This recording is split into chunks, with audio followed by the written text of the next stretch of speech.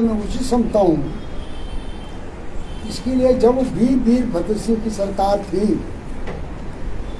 हर बार Congress party की तरफ से विधानसभा में इसके लिए प्रस्ताव सर्वसम्मति से जाता रहा कि हाटी समुदाय को गिरिपार क्षेत्र के लोगों को जनजातीय क्षेत्र का दर्जा दिया जाए।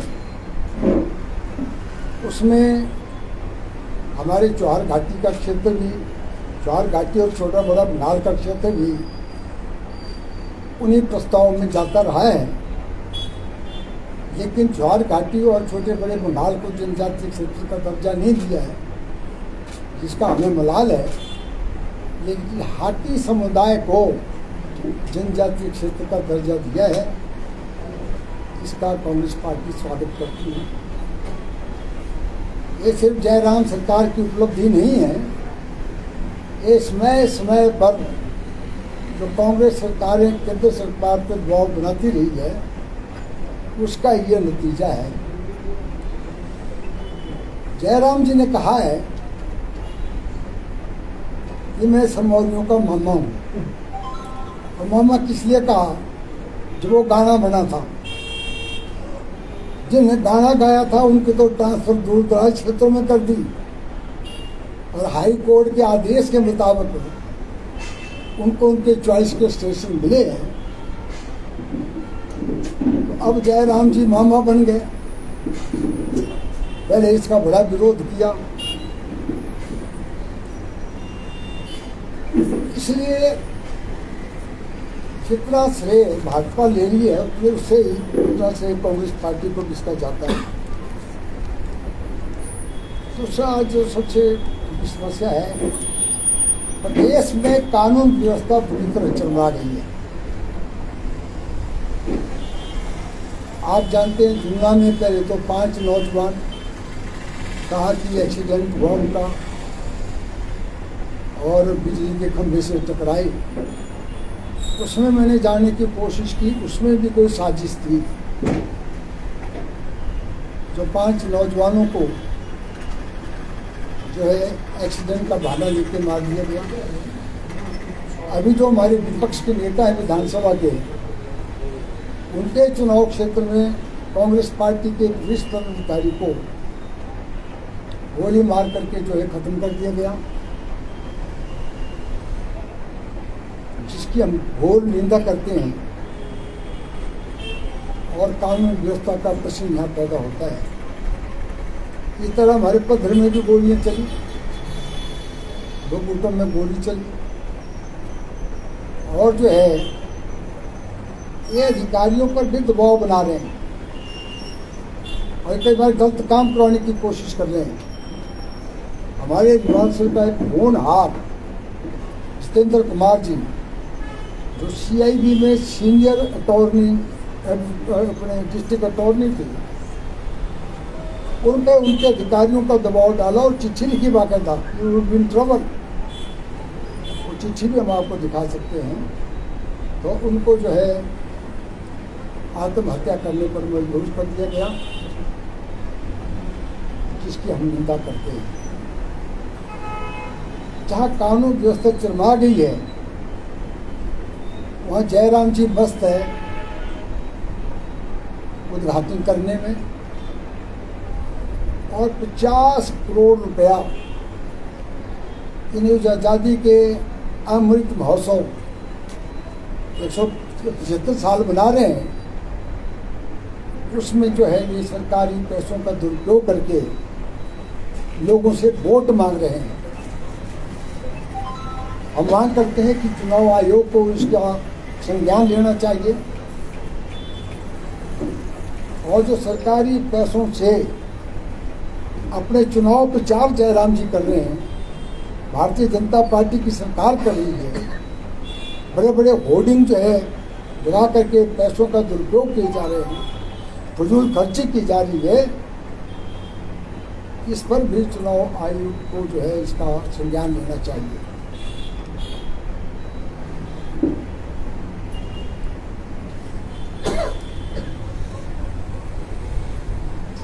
अब जो है कहते टेंट बड़े बड़े टेंट लगाए जा रहे हैं और टेंट का ठेका भी किसी बड़े ठेकेदार पंजाब के लोगों को दिया गया है और उसकी भी जांच होनी चाहिए। उसके भी ज़्यादा पैसों पर जो है सारा काम कर रहे हैं। और सबसे बड़ी बात है, इन कार्यक्रमों में जहाँ ये वोट मांगने के लिए 75 साल का बना रहे हैं, फंक्शन बना रहे हैं, सरकारी कर्मचारियों को, सरकारी अधिकारियों को, आशा वर्कर्स को, आंगनवाड़ी वर्कर्स को, पंचायत के सचिवों को,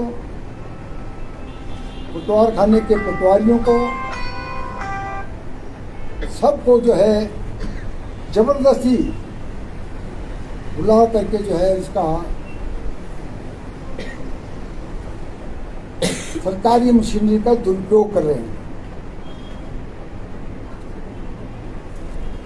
मैंने हमारे कुछ पंचायतों के प्रधानों को भी जबरदस्ती कहा कि आपने आना है। अभी हड़गड़ों में जो 11 तारीख को जयराम की मीटिंग हुई, उसमें जो उद्घाटन किए, जयराम ने नाम नहीं लिया मैंने क्या क्या उद्घाटन किए, क्योंकि उनको पता था ये काम सारे ठाकुर कौर सिंह के वक्त बजट रखा था। मैंने उन सब का शिलान्यास किया था और 18 करोड़ रुपये जो है बजट का प्रावधान जो है, जो मिनी सचिवालय पत्र में बना है, अभी काम उसका अधूरा है। अधूरे भवन का ही उद्घाटन कर दिया गया और एक सिविल हॉस्पिटल पर 8.5 करोड़ रुपया, इसके 2 मंजिलों का, पहले 2 मंजिलें बड़ी थी, उसका उद्घाटन कर दिया मैंने। फिर कहा क्योंकि मैंने सिविल हॉस्पिटल बनाया उसको, फिर 2 मंजिलों के लिए और मैंने उसके लिए पैसा दिया। अब इन्होंने 2 मंजिल का उद्घाटन किया है, कहता है सिविल हॉस्पिटल का उद्घाटन कर दिया 8.5। और अगर नवाई में अगर आकर देखें, मैंने 4 दिन पहले नवाई में जाकर के देखा, नवाई में भी जो है कम्युनिटी हेल्थ सेंटर मैंने अपग्रेड किया, कम्युनिटी हेल्थ सेंटर, उसके भवन का निर्माण मेरे वक्त में काफ़ी हद तक पूरा हो चुका था। बीच में वो ठेकेदार थे बेचारे, वो बीमार हो गया, उन्होंने काम छोड़ दिया। बाद में उसके द्वारा टेंडर हुए, वो भवन भी अभी तक अधूरा है। उस अधूरे भवन का उद्घाटन जो है जयराम जी ने कर दिया है और फिर घोषणा कर रहे हैं जयराम जी। तो जितने उद्घाटन, एक सबसे बड़ी बात है, अगर आप चाहें तो मैं आपको एक जीप दे करके आप जा सकते हैं। एक ऐसे पुल का उद्घाटन किया, अरनेड बुंगा बड़मान सड़क, मेरी विधायक प्राथमिकता में थी। अभी सड़क बन करके तैयार नहीं हुई है, आजकल जीप भी नहीं वहाँ जा सकती है। उसी वक्त एक पुल का भी हमने बाकायदा उसमें रखा, खड्ड है, पुल का किया। अभी पुल बना और पुल का उद्घाटन कर दिया। पुल का उद्घाटन तब होता है जब बस सड़क में चले, बस पुल से क्रॉस करे।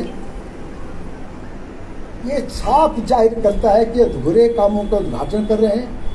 जयराम जी को पता है कि मेरी सरकार अगली बढ़ने वाली नहीं है। जैसे क्लेम कर रहे हैं कि हमारी सरकार बनेगी, रिवाज को बदलेंगे, सरकार पीट करेंगे।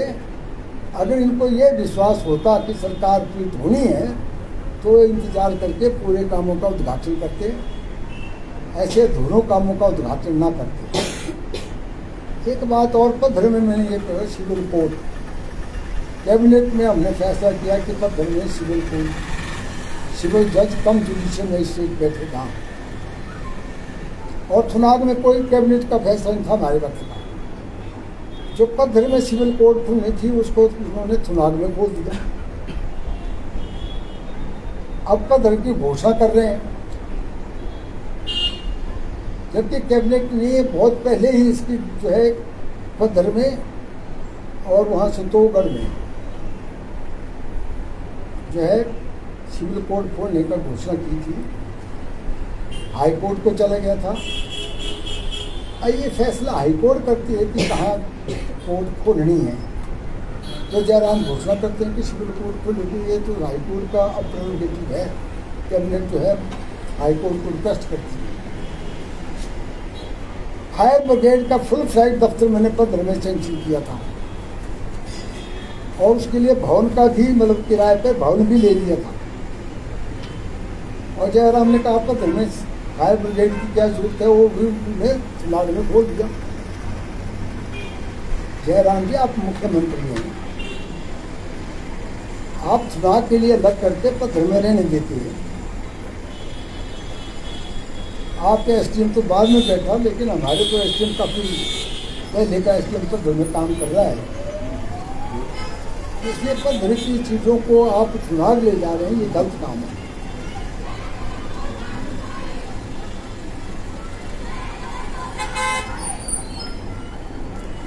कानून व्यवस्था की मैंने बात की थी, आपको जानते थे जब ये मीडिया कांड हुआ शिंदे का और एक होशियार सिंह गार्ड का कांड हुआ था, उन्होंने उस कांड को खूब बुलाया, जबकि हमने वो उस वक्त सीबीआई को केस पहले ही दे दिया था।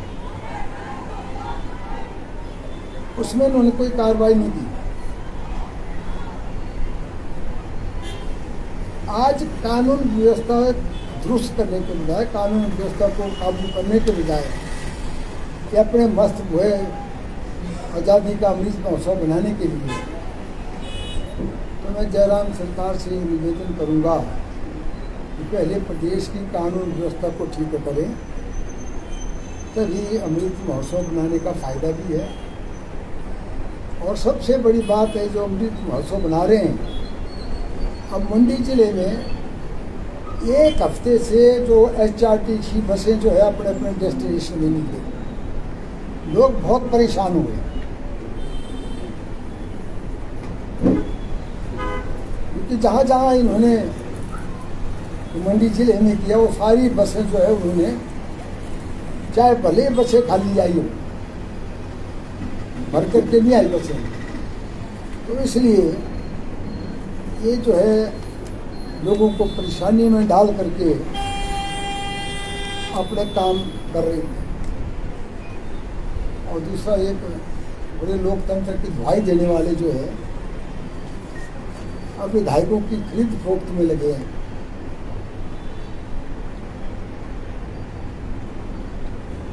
हमारे कांग्रेस विधायकों को प्रलोभन दिया जा रहा है, उनको भारतीय जनता पार्टी में शामिल करने के लिए उनके साथ खरीद फरोख्त की जा रही है। तो मैं समझता हूँ ये लोकतंत्र के लिए बहुत घातक है।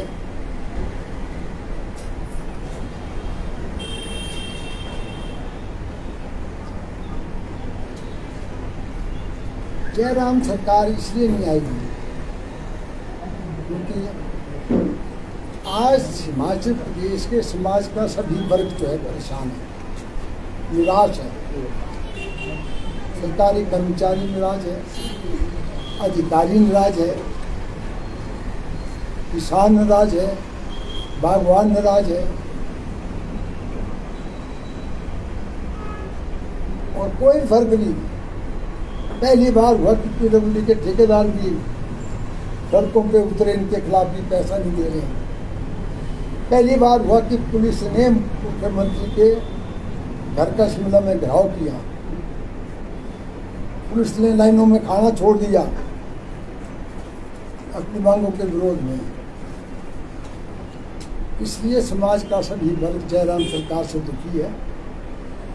और आज महंगाई का इनको कोई नामो निशान नहीं आता। महंगाई चरम सीमा पर है, गरीबों का जीना आराम कर दिया है। हर चीज की महंगाई, और जो थोड़ी बहुत कसर बची थी वो खाने पर, दूध पर, जो अपने दही पर, चीज पर जो है उन्होंने GST लगा दिया, आटे पर GST, और उसमें भी जो बड़े अडानी वगैरह जो है उनको पार कर दिया कि 25-30 बैग का ऊपर होगा उस पर कोई GST नहीं। 25 से नीचे वाला जो बैग होगा, जो छोटा व्यापारी या छोटा अपने आटे की मशीन वाला जो मालिक भरता है 25 किलो का बैग, उस पर जो है उन्होंने GST लगा दिया 5%। तो इसलिए लोग इनकी सरकार से दुखी है। और आखिर में मैं एक बात और करना चाहता हूँ। जयराम जी बार बार कहते हैं डबल इंजन, डबल इंजन। अखबारों में देखो पूरा पूरा पेज आता है डबल इंजन सरकार, डबल इंजन सरकार ने कर दिया है। हम जयराम से एक बात पूछना चाहते हैं कि डबल इंजन सरकार है, और कहते हैं मैंने प्रधानमंत्री को 7 बार लाया, अब फिर 24 तारीख को 8वीं बार होंगे, फिर 5 अक्टूबर को 9वीं बार होंगे। प्रधानमंत्री आए प्रदेश के अंदर, जाते स्वागत करते हैं, देश के प्रधानमंत्री हैं। लेकिन जयराम से पूछना चाहते हैं आपने प्रधानमंत्री से मांगा क्या? और प्रधानमंत्री ने भी जब आपने मांगा है पूछा तो प्रधानमंत्री ने फूटी कौड़ी आपको नहीं दी। हिमाचल की आर्थिक दशा आपने पूरी तरह छीन भिन कर दी है फजूल खर्ची की वजह से। दुनिया भर के होर्डिंग लगाए। एंटरप्रेन्योर्स मीट की पर तो जयराम जी दल बल के साथ विदेशों में घूमने चले गए। 98,000 करोड़ की जो है वो कहते हैं कारखाने हिमाचल में लाएंगे। प्रधानमंत्री को बुलाया, फिर अमित शाह जी को बुलाया, लेकिन अभी तक मेरी सूचना के मुताबिक सिर्फ 10,000 करोड़ के जो है जमीन पर उतरे हैं। खर्चा ज़्यादा और कमाई कम। हमने पिछले 5 साल कांग्रेस पार्टी की सरकार थी, स्वास्थ्य मंत्री था, हमने 4 मेडिकल कॉलेज खोले। मैंने जयराम जी को चुनौती दी, जयराम से रिक्वेस्ट की जाए कि आप एक मेडिकल कल तो लो, आप 2 डबल इंजन सरकार है, कुल्लू में एक मेडिकल कॉलेज खोलो, जनजातीय क्षेत्र के लोगों को फायदा हो। एक मेडिकल कॉलेज नहीं ला सके केंद्र सरकार से, तो क्या है कि डबल इंजन की सरकार लोगों को जो है बेवकूफ बना रहे हैं। लोक निर्माण विभाग भी जयराम जी के पास है, मुख्यमंत्री के पास लोक निर्माण विभाग है। और आज सड़कों की हालत इतनी खतरनाक है, आप मंडी से पटो के 7 घंटे का है, कई बार 2.5 और 3 घंटे लगते हैं। सड़कों में गड्ढे पड़े हुए हैं। रत्ती से करखड़ तक जाओ आप, वहाँ 1.5 घंटे में भी आया, एक दिन 1.5 घंटा रुकना पड़ा क्योंकि सड़क तंग है। और क्वालिटी ऑफ कंस्ट्रक्शन बहुत पूर घटिया है इनकी। पिछली बार जो है आपको पता होगा दिसंबर में मोदी जी आए, मंडी से लेके 4-5 किलोमीटर पर सड़कें उतारी की इन्होंने, और 3 महीने में वो टायरिंग उखड़ गई। कम से कम जयराम जी को विभाग को पूछना चाहिए, भाई ये 3 महीने में टायरिंग कैसे उखड़ रही है? इनके अपने क्षेत्र में महीने में टायरिंग उखड़ रही है, और उनके वायरल हो रहा है, वायरल हो रहा है उसका।